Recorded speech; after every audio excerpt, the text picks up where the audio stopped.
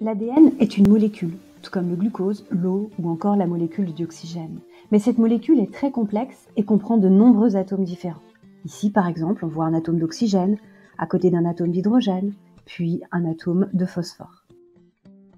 Vous avez vu au collège que cette molécule porte le programme génétique, c'est-à-dire les informations qui indiquent les caractères physiques que vous possédez. La couleur des yeux, la texture de vos cheveux, mais aussi les types de molécules que votre corps fabrique, comme les hormones ou les enzymes digestives. La molécule d'ADN est située au cœur même de toutes vos cellules, dans le noyau. Les molécules ne se voient pas au microscope. On ne devrait donc pas voir la molécule d'ADN. Sauf que cette molécule particulière est capable de se compacter, tout comme un fil de laine qui formerait alors une pelote. La compaction de cette molécule est si forte qu'elle forme une structure qui se voit au microscope, les chromosomes. En réalité, chacune de nos cellules contient plusieurs molécules d'ADN et donc plusieurs chromosomes. Quand on photographie les chromosomes de nos cellules, on se rend compte que certains chromosomes sont identiques entre eux. Ils forment des paires. Chaque cellule humaine contient 23 paires de chromosomes, soit 46 chromosomes. Ce classement des chromosomes, qu'on appelle un karyotype, montre que la dernière paire est différente selon le sexe de l'individu. Les femmes possèdent 2 grands chromosomes, appelés X, alors que les hommes ont 2 chromosomes sexuels différents, un grand, le X, et un plus petit, le Y. Mais revenons au programme génétique. Nous avons vu que l'ADN contient l'information génétique. Comme l'ADN constitue les chromosomes, ce sont donc eux qui portent l'information génétique. Cette information génétique est contenue dans nos gènes.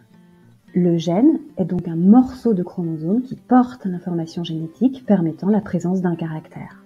Par exemple, toutes les cellules humaines possèdent sur le chromosome numéro 9 le gène qui indique notre groupe sanguin. Tous les êtres vivants d'une même espèce possèdent les mêmes gènes. Et pourtant, tous les individus sont différents, parce qu'ils n'ont pas tous la même version de gènes. Pour mieux comprendre, imaginons que le chromosome soit une commode qui contient différents tiroirs. Les tiroirs représentent les gènes. Tous les humains ont les mêmes commodes avec les mêmes tiroirs situés au même endroit. Par exemple, le tiroir du haut qui permet le rangement des chaussettes, le tiroir en dessous qui permet le rangement des pantalons, et le tiroir en dessous qui permet le rangement des t-shirts. Chaussettes, pantalons et t-shirts seraient alors 3 gènes différents. Tous les êtres humains possèdent les mêmes tiroirs, mais le contenu des tiroirs peut être légèrement différent. Dans le tiroir des chaussettes, on peut y mettre soit des chaussettes vertes, soit des chaussettes bleues. Les différentes versions de gènes, donc le contenu des tiroirs, s'appellent alors des allèles. Comme nos chromosomes vont par paire, nous possédons alors 2 versions pour le même gène. Ici, nous avons 2 tiroirs pour ranger nos chaussettes.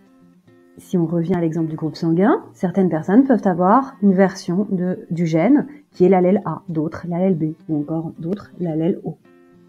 Ces versions sont appelées des allèles. Et le groupe sanguin sera donc différent.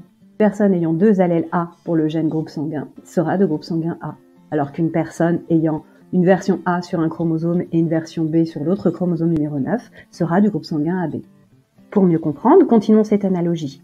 La molécule d'ADN serait donc la matière qui constitue la commode, soit le bois. Les chromosomes sont les commodes que nous possédons, et les tiroirs sont les gènes. Le contenu des tiroirs sont les allèles. Et c'est ça qui varie entre les individus d'une même espèce. Pour résumer, l'ADN est une molécule qui porte l'information génétique. Chaque morceau d'ADN porte plusieurs gènes. L'ADN forme les chromosomes, donc chaque morceau de chromosome porte un gène. Les gènes sont tous identiques et situés au même endroit chez les individus d'une même espèce. Chaque gène possède plusieurs versions, les allèles. Comme chaque individu possède 2 chromosomes de chaque paire, il peut posséder 2 allèles identiques pour un gène ou 2 allèles différents.